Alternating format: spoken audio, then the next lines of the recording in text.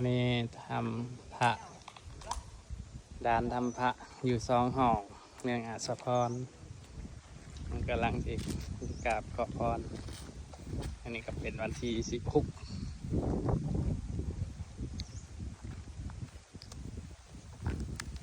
ไปทางไหนไปก่อน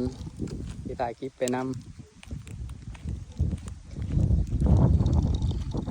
พระอาจารย์นี่น้ำหนาพาทาง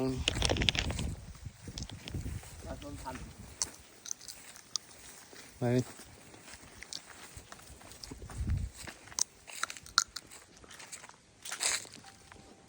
แลกมีสัญญาณบ่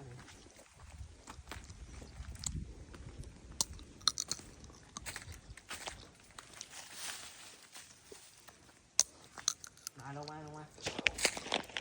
พระฤาษีมันก็จะได้ย่างลงมา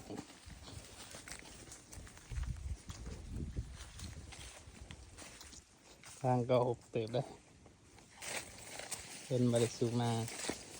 ยัง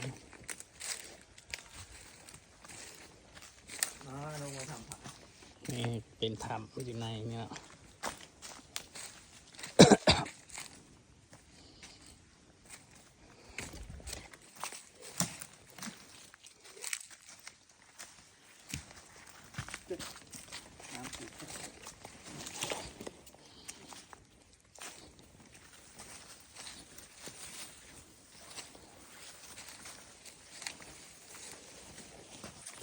พอพอนก็เป็นถ้ำใหญ่เติบ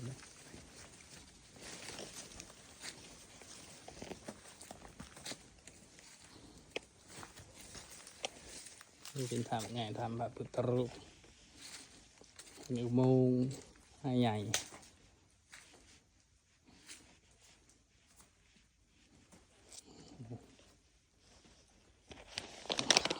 มันก็มีห้านพระพุทธรูป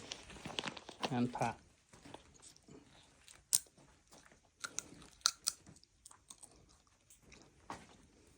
น้ำไหลมาไหว้พระขอพรนี่ทำสถานที่นี่การสักการะขอพรที่เพิ่งทางใจ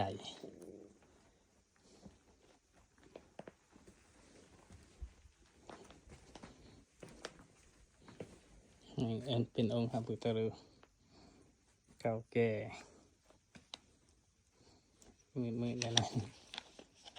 อยู่ทางในมีดอกไฟนี่ก็องค์พระเพื่อได้เห็นก็ดีมีแห้งสุขกายสบายใจแห่งมีสีสุข